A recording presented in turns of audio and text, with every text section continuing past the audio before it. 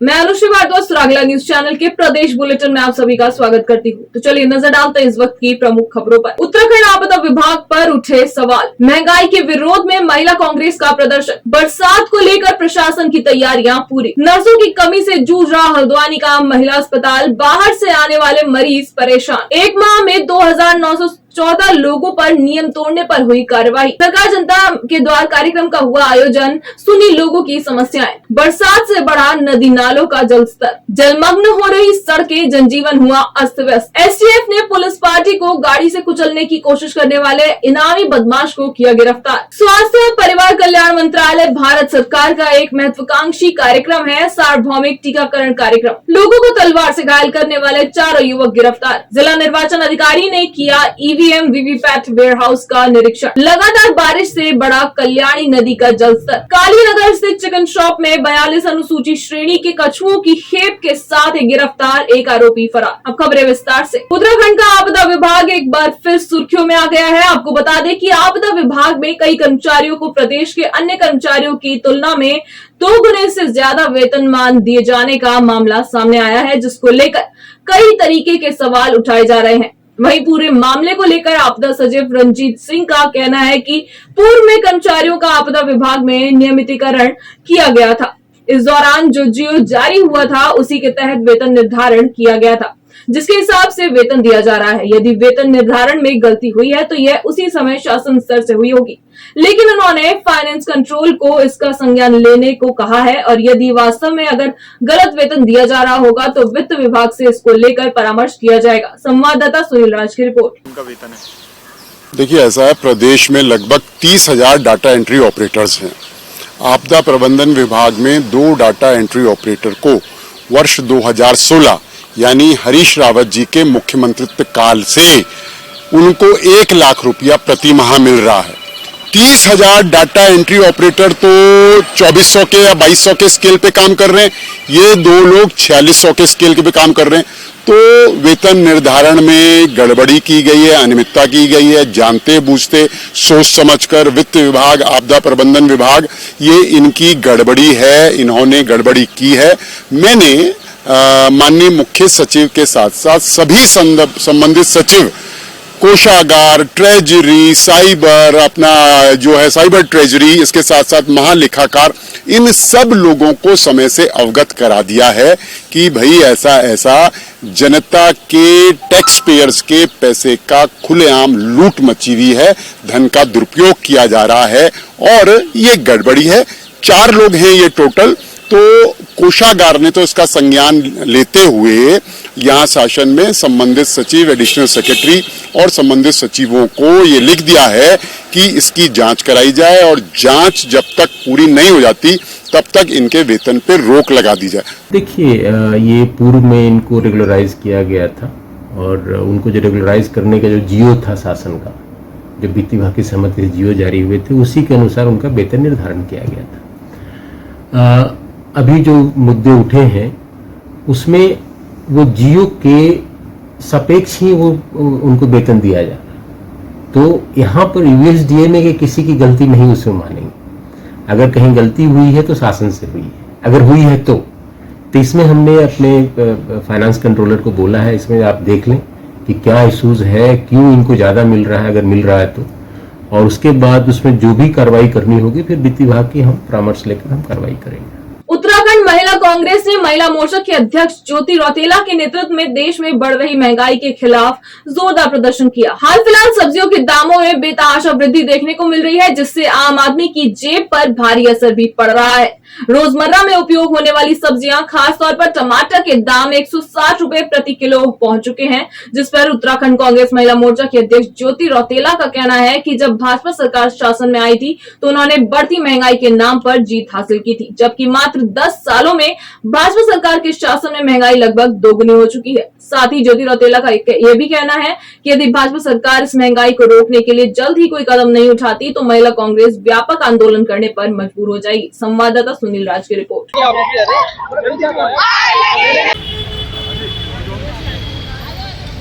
देखिए, हम लोग कहते हैं कि सरकार हमेशा महिलाओं की बात करती है, लोगों की बात करती है और सरकार बार बार आई है, लेकिन जब से सरकार आई, जब जो 2014 में सरकार नहीं थी तो इनका एक नारा था बहुत ही महंगाई के मार। अब की बार जो सरकार का नाम आपको ही पता है, लेकिन जिस दिन से बीजेपी की सरकार केंद्र में और प्रदेश में आई है, दिन प्रतिदिन हम राशन के दाम बढ़े, सब्जियों के दाम बढ़े, फलों के दाम बढ़े, सिलेंडर का दाम बढ़ा, हर तरीके से महंगाई इन्होंने करी हुई।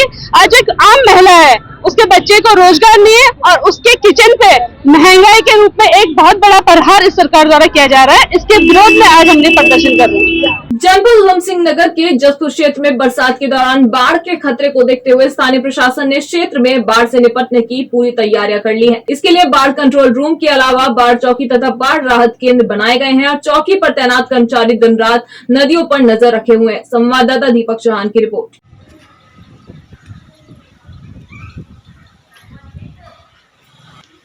बात करते हम लोग यहाँ पर हमारे द्वारा एक बाढ़ चौकी बनाई गई है कि जो राजपुर में है, क्योंकि राजपुर का जो क्षेत्र है वो पूरनपुर, कृपाचार्यपुर इनको कवर कर लेता है, तो एक ही बाढ़ चौकी बनाई गई है और एक हमारा यहाँ पर तहसील लेवल में कंट्रोल रूम बनाया गया है। और सभी लोगों को एक चेतावनी दी गई है, जो भी हमारे कर्मचारी हैं, कि अगर किसी प्रकार की उनके द्वारा कमी बरती जाती है तो डीएम एक्ट में उन पर कार्रवाई यहाँ पर कर दी जाएगी। और साथ ही निर्देश दिए हैं कि अगर कोई भी ऐसे सूचना होती है कि कोई अलर्ट का मौसम होता है कि किसी प्रकार के यहाँ पर अपने फ़ोन स्विच ऑफ नहीं करेंगे और कभी भी रैंडम हमारे द्वारा चेकिंग किया जा सकता है। हाँ, एक जो तहसील का जो नंबर है वो रखा गया है। कुमाऊं की एकमात्र महिला चिकित्सालय में जहां प्रतिदिन ओपीडी और प्रसव के मामले बढ़ रहे हैं, तो वहीं अस्पताल में चिकित्सकों और स्टाफ कर्मियों की काफी कमी है। पहाड़ के दूरदराज क्षेत्रों से महिलाएं यहां अपना इलाज कराने आती हैं, लेकिन अस्पताल में स्टाफ और डॉक्टरों की कमी के चलते मरीजों को परेशानी उठानी पड़ रही है। खासकर स्टाफ नर्स की काफी कमी है, जिनमें 19 पदों के सापेक्ष महज स्टाफ नर्स ही यहां कार्यरत है। इसके अलावा डॉक्टर्स के भी पद खाली हैं। महिला अस्पताल के सीएमएस डॉक्टर जंगपांगी ने बताया कि वर्तमान में शासन से कुछ स्टाफ और चिकित्सकों की नियुक्ति हुई है, लेकिन अभी भी स्टाफ पूरा नहीं है। संवाददाता दीपक अधिकारी की रिपोर्ट। अब उसमें तो हमें डॉक्टर फिर खाली पड़ेंगे। हमारे स्टाफ के डॉक्टर स्टाफ जो पहले बहुत कम था, अब महानिदेशालय से हमें 2 गायनिकोलॉजिस्ट भी मिले हैं और 2 एलएमओ भी मिली है। तो अभी हमारे पास जो एलएमओज हैं 8 के सापेक्ष हमारे पास 5 हैं और वैसे ही गायनिकोलॉजिस्ट भी हमारे पास 8 की सीट है, तो 8 के पद के अकॉर्डिंग 4 हमारे पास है और एक हमारे पास ये बेस हॉस्पिटल से भी अटैच्ड है, तो 5 हो गए। और स्टाफों की बता देती हूँ, स्टाफों की कमी है हमारे पास। क्या कहते हैं, वो 19 की सीट है, 19 में से अभी हमारे पास मात्र 7 लोग हैं। 7 में से फिर अभी अटैचमेंट में 4 या 5 स्टाफ हमारे पास अटैचमेंट में, जिससे हमारा काम चल रहा है। और ये रेडियोलॉजिस्ट की काफ़ी कमी थी पहले, तो 2 रेडियोलॉजिस्ट भी डॉक्टर साहब ने हमें दे दिए हैं। एक हमारे अटैचमेंट में है और एक हमारे रेगुलर रेडियोलॉजिस्ट आ गए हैं, जिससे काफ़ी सुविधाजनक मरीजों की स्थिति क्या है और डिलीवरी पर मंथ क्या होगी? मरीजों की स्थिति पर डे का तो वही है, 250-300 की ओपीडी होती है हमारी और 350 या 400 500 तक डिलीवरी पर मंथ होती है। अभी ये जून जुलाई से एकदम बढ़ जाता है, अप्रैल मार्च और अप्रैल में थोड़ा कम होता है 300। कुछ स्टाफ की कुछ कमी है, शासन को लिखा हुआ है? हाँ, वो लिखा हुआ है, उन्हें पता है। तो काफ़ी अभी बीच में आए भी हैं, जो पहले तो हमारे पास 3 ही थे, तो अभी उन्होंने 4 स्टाफ और दिए हमें, ट्रांसफर होकर आए हैं, स्टाफ भी आए हैं। दौलतदेवी ब्लॉक के पूर्व ब्लॉक प्रमुख पीताम्बर पांडे ने लोक निर्माण विभाग से खफा होकर लोक निर्माण विभाग के अधिकारियों को एक ज्ञापन सौंपते हुए प्रेस में जारी एक बयान में कहा कि सरयू घाटी के अल्मोड़ा पिथौरागढ़ के सीमावर्ती क्षेत्रों को जोड़ने के लिए खेती जटेश्वर मोटर मार्ग विगत 7 वर्षों से निर्माण कार्य पूरा होने का इंतजार कर रहा है। वहीं दूसरी तरफ इससे पूर्व निर्मित मोटर मार्ग धूरा मलान से आगे मरम्मत, सुधारीकरण एवं डामरीकरण के अभाव में जानलेवा बना हुआ है। संवाददाता हेमंत सिंह मेहरा की रिपोर्ट।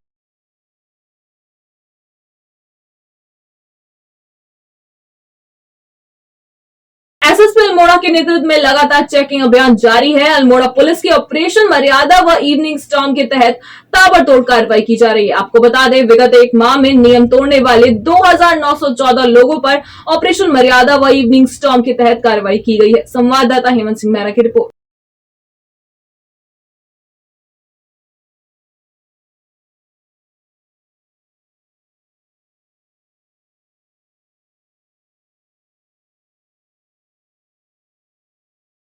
जनपद उधम सिंह नगर के जसपुर में उप जिलाधिकारी जसपुर सीमा विश्वकर्मा के नेतृत्व में जसपुर वीर अब्दुल हमीद स्कूल में सरकार जनता के द्वार कार्यक्रम के तहत क्षेत्र के लोगों की समस्याओं को सुना गया। कार्यक्रम में राजस्व विभाग, खाद्य विभाग, जल संस्थान, नगर पालिका, पशुपालन विभाग के साथ अन्य विभागों के अधिकारी भी मौजूद रहे।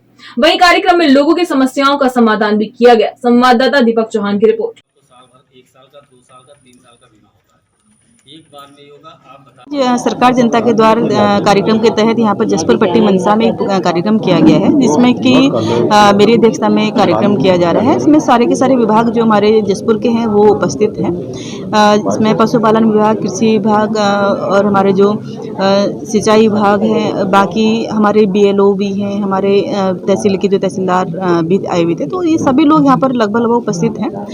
और इसमें जो भी है अभी चल ही रहा है प्रोग्राम, इसमें समस्या का निस्तारण भी मौके पर किया जाएगा जो भी हमारे स्तर से हो सकता है। और बाकी इन लोगों से ये भी कहा है कि जो भी बड़ी समस्या है आप उसको मुझे लिखित में भी दे दें, ताकि मैं इसमें जिलाधिकारी महोदय के माध्यम से ये आगे को प्रेषित किया जा सके और समस्या का निस्तारण किया जा सके। और अभी मेरे द्वारा अभी स्थलीय निरीक्षण भी किया जाना है, जिसमें कि लोगों की समस्या ये है कि यहाँ पर काफ़ी जल भराव है, उसको भी हम लोग मौके पे देख लेंगे और MDM की भी हम लोग यहाँ पर बात कर लेंगे।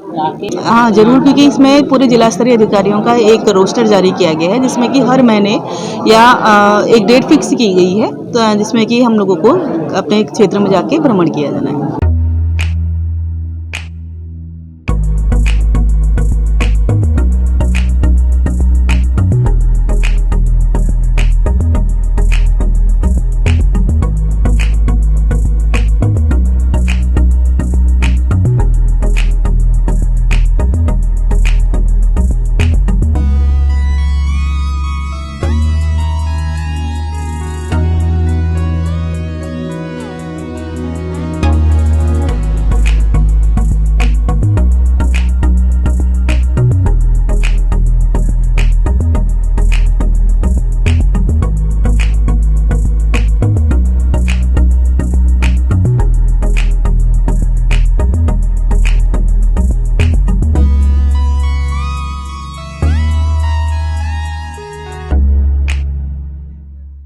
हल्द्वानी और उसके आसपास के इलाकों में लगातार हो रही मानसून की बारिश से जहां आम जनजीवन अस्त व्यस्त है, तो वहीं नदी नालों का जलस्तर भी काफी बढ़ने लगा है। हल्द्वानी के चोरगलिया का शेर नाला और गौलापार की सूखी नदी की भी उफान पर है। नदी के उफान पर होने के बावजूद भी लोग अपनी जान जोखिम में डालकर उसे पार कर रहे हैं। हालांकि जिला प्रशासन और पुलिस मुस्तैदी के साथ लोगों को सचेत कर रहा है। SDM मनीष कुमार का कहना है कि मौसम के अलर्ट के साथ ही सभी बाढ़ चौकियों को एक्टिव किया गया है। संवाददाता दीपक अधिकारी की रिपोर्ट।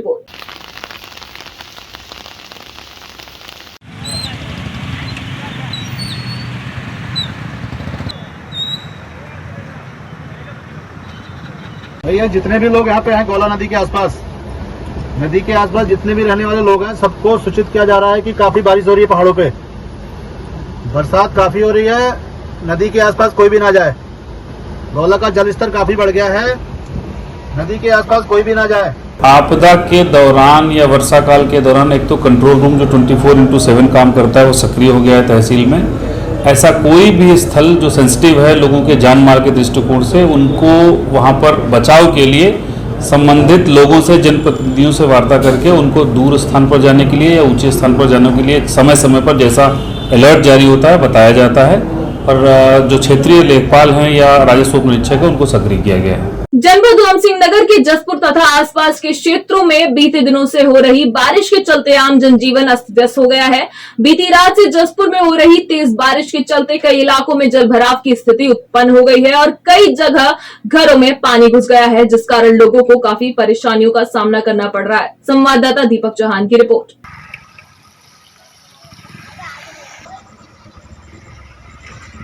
ये मौसम, वैसे तो मौसम ही ऐसा है, बताया गया था मौसम विभाग द्वारा, मगर ये जो हमारी नगर पालिका है जसपुर की अपनी, इन्होंने अपनी पहली बरसात में जल भराव हो गया है पूरे शहर के अंदर। लोगों का निकलना बढ़ना सारी चीज़ें बड़ी मुश्किल हो गई हैं। मगर ऐसा है, इसमें स्कूल के लिए जो बच्चे जाते हैं, एक अभी कल की बात है, यहाँ पर बरसात हो रही थी और बच्चा साइकिल से जा रहा था, वो गिर गया, उसके ड्रेस व्रेस और बैग सारा भीग गया था। वो जैसे तैसे करके उसको साफ सफाई करके उसको बेचारे को घर भेजा पुणे, और वो ड्रेस बदल के फिर गया अपने स्कूल। और ये इस बरसात से ये पता चलता है कि हमारी जो नगर पालिका का साफ सफाई है वो ठीक ढंग से नहीं हुई है। उत्तराखंड एसटीएफ ने पुलिसकर्मी को गाड़ी से कुचलने की कोशिश करने वाले इनामी बदमाश यूनुस को बरेली से गिरफ्तार किया है। यूनुस पिछले 3 माह से फरार चल रहा था और पुलिस ने उस पर 25,000 रुपए का इनाम घोषित कर रखा था। दरअसल कुछ माह पहले यूनुस और उसके 3 साथियों द्वारा पुलभट्टा थाना क्षेत्र में 2 गाड़ियों से गौमांस की तस्करी की जा रही थी। जब पुलिस ने इन्हें गिरफ्तार करने का प्रयास किया तो आरोपियों ने पुलिस पर गाड़ी चला दी। हालांकि पुलिसकर्मी इस हमले के दौरान बाल बाल बच गए। पुलिस ने एक अभियुक्त अलीम को तो गिरफ्तार कर लिया था, लेकिन 3 अभियुक्त मौका देकर फरार हो गए। घटना के बाद उधम सिंह नगर के एसएसपी ने अभियुक्तों की गिरफ्तारी पर 25,000 रुपए का इनाम घोषित कर दिया था। संवाददाता दुर्गेश तिवारी की रिपोर्ट।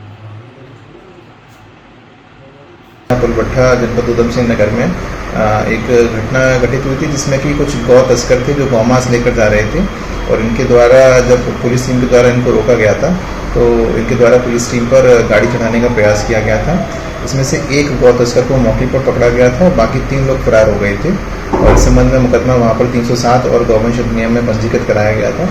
तो इसी मामले में जो एक इनामी था जिसका 25,000 रुपये का इनाम था वो काफ़ी समय से फरार चल रहा था। उसको एसटीएफ कुमाऊं की टीम के द्वारा पकड़ा गया, जिसका नाम यूनुस है और ये मूल रूप से बरेली का रहने वाला है। सार्वभौमिक टीकाकरण कार्यक्रम स्वास्थ्य और परिवार कल्याण मंत्रालय भारत सरकार का एक महत्वाकांक्षी कार्यक्रम है, जिसका उद्देश्य टीके से बचाव योग्य बीमारियों के कारण मृत्यु दर को कम करना है। भारत सरकार ने प्रत्येक राज्य के 2 जिलों में पायलट मोड में भारत के सार्वभौमिक टीकाकरण कार्यक्रम को डिजिटल बनाने के लिए यूविन सॉफ्टवेयर लॉन्च किया है, जिसके लिए देश के सभी राज्यों और केंद्र शासित प्रदेशों के 65 जिलों में पायलट प्रोजेक्ट के लिए यूविन का सॉफ्टवेयर 11 जनवरी 2023 को स्वास्थ्य सचिव भारत सरकार द्वारा लॉन्च किया गया था। संवाददाता दुर्गेश तिवारी की रिपोर्ट। और कुछ उसके अंश लागू कर दिए या कोई फिर विदेश जा रहा है किसी कार्य हेतु या नौकरी करने हेतु। देखिए, यूविन पोर्टल जो है वो स्टार्ट हो रहा है और 7 अगस्त से यहाँ पर उसकी शुरुआत है।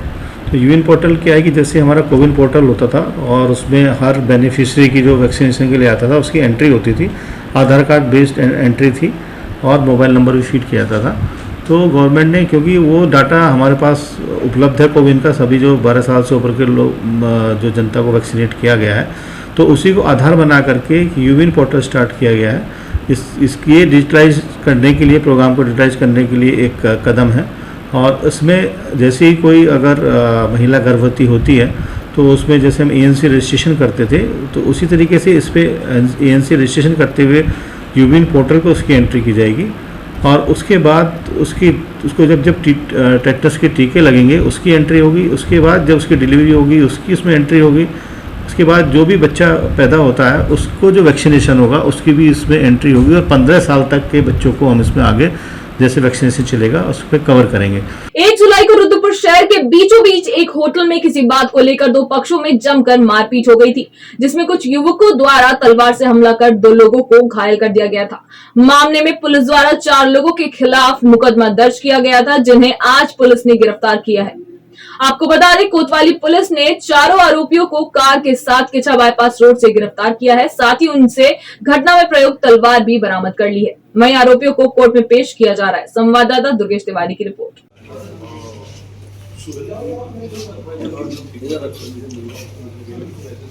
ये इसमें दिनांक 2 तारीख को एक घटना हुई थी किच्छा रोड स्थित एक होटल में, और इस होटल में जो घटना हुई थी उसकी तहरीर हमें प्राप्त हुई। तहरीर प्राप्त होने के बाद, क्योंकि बहुत ही दुस्साहसिक घटना थी और इसमें हमने तत्काल टीमों का गठन किया और इन टीमों ने प्रोफेशनल पुलिसिंग का उदाहरण देते हुए इलेक्ट्रॉनिक सर्विलेंस और मैनुअल इंटेलिजेंस की सहायता से 48 घंटे के भीतर चारों अभियुक्तों को गिरफ्तार करने में सफलता हासिल की है। और साथ में जो घटना में प्रयुक्त वाहन था वो भी हम लोगों ने बरामद किया और जो मुख्य वेपन जो इसमें यूज़ हुआ था वो भी हम लोगों ने बरामद किया। और इसमें थाना सितारगंज, थाना रुद्रपुर और एसओजी की टीमें लगी हुई थी, जिनको सीओ सिटी द्वारा लीड किया जा रहा था। और ये जो अभियुक्त गिरफ्तार हुए हैं इनके आपराधिक इतिहास की भी हम लोग जानकारी कर रहे हैं। जो भी इनकी क्रिमिनल हिस्ट्री निकलती है और जो भी बाकी इन्वेस्टिगेशन में फैक्ट सामने आते हैं उसके हिसाब से इसमें अग्रिम कार्रवाई की जाएगी। और जो ये टीम द्वारा सराहनीय कार्य किया गया है इसको पुरस्कृत करने के लिए एसएसपी सर ने 1000 रुपये के नगद इनाम की भी घोषणा की है। जिलाधिकारी व जिला निर्वाचन अधिकारी उदय राज सिंह ने ईवीएम वीवीपैट वेयरहाउस का निरीक्षण किया और सुरक्षा व्यवस्थाओं का जायजा लिया। जिलाधिकारी ने निरीक्षण के दौरान सुरक्षात्मक दृष्टि से लगाए गए अग्निशमन यंत्रों, अलार्म व सीसीटीवी कैमरों को भी चेक किया। इस दौरान जिलाधिकारी ने वेयरहाउस में नमी, पानी, बिजली सहित विभिन्न पहलुओं का भी बारीकी से निरीक्षण किया। संवाददाता दुर्गेश तिवारी की रिपोर्ट।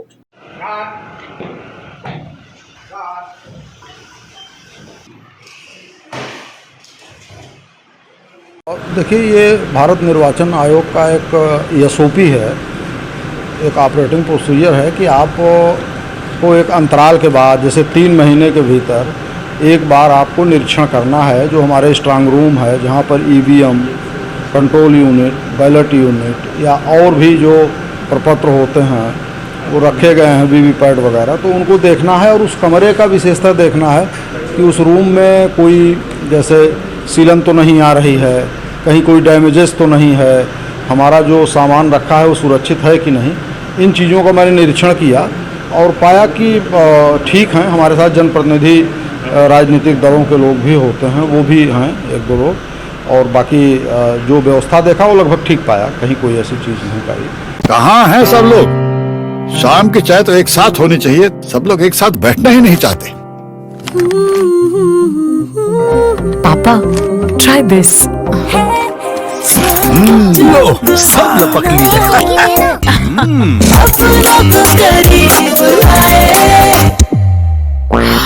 ये क्या हाल कर दिया है रूम का? बस कल से चाय मेरे रूम में। देवर पान नमकीन को करी। लगातार हो रही बारिश के चलते कल्याणी नदी का जलस्तर तेजी से बढ़ता चला जा रहा है, जिस कारण नदी के किनारे पर घर बनाकर रहने वाले सैकड़ों परिवारों की चिंता बढ़ती जा रही है। रुद्रपुर में बहने वाली कल्याणी नदी पर करीब 700 घर निर्मित हैं, जिनमें से बहुत सारे मकान तो 2 मंजिला भी हैं। 2 साल पहले जब रुद्रपुर में बाढ़ आई थी तो कल्याणी नदी ने भारी तबाही मचाई थी, जिस कारण नदी किनारे रहने वाले लोगों ने बड़ी मुश्किल से जान बचाई थी। हालांकि उन्हें काफी नुकसान उठाना पड़ा था, लेकिन अब लगातार बारिश होने के कारण कल्याणी नदी का जलस्तर तेजी से बढ़ता जा रहा है, जिस कारण नदी की भूमि पर रहने वाले लोग घबराए हुए हैं। संवाददाता दुर्गेश तिवारी की रिपोर्ट।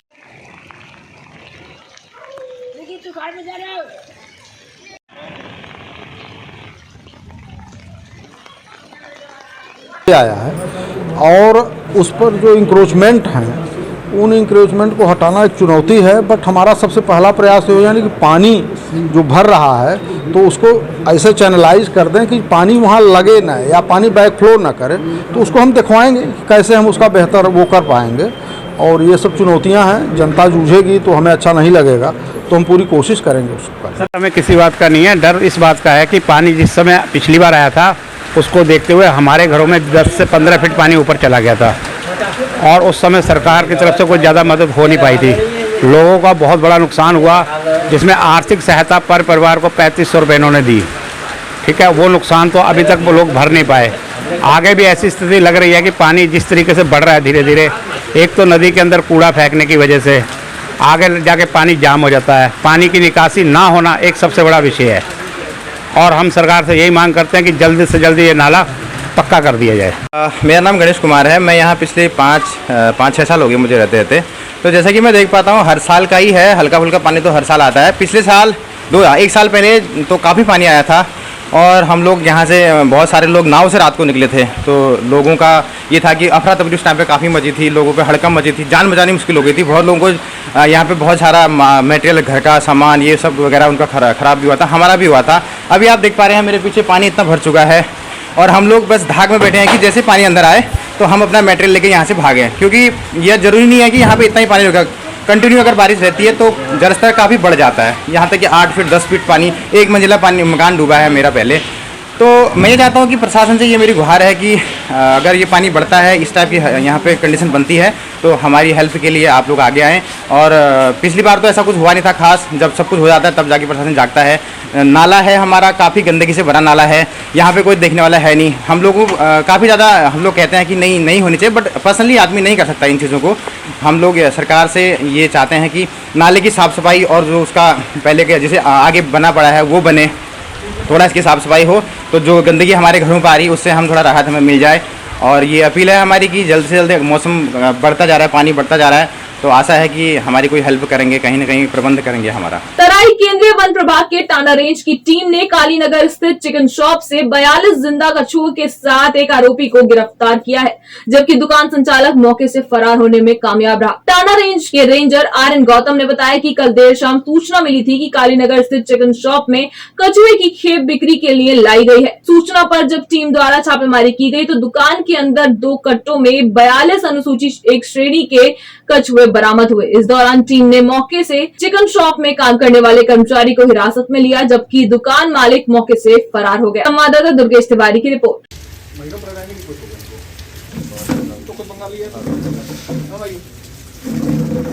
देखा कि जयदेव की दुकान से उनको 2 कट्टों में 42 नग कछुए बरामद हुए। वो आरोपी मौके से फरार हो गया। इससे पहले भी वो इन कामों में संलिप्त था और मौके से जयदेव की दुकान से मनोज हालदार नाम के व्यक्ति को वो अपने साथ यहाँ ले। आज पूरी कार्रवाई के बाद उनको माननीय न्यायालय में पेश किया जाएगा। फिलहाल के लिए बस इतना ही। प्रदेश से जुड़ी सभी खबरों को जानने के लिए जुड़े रहिए सुरागला न्यूज चैनल से। धन्यवाद।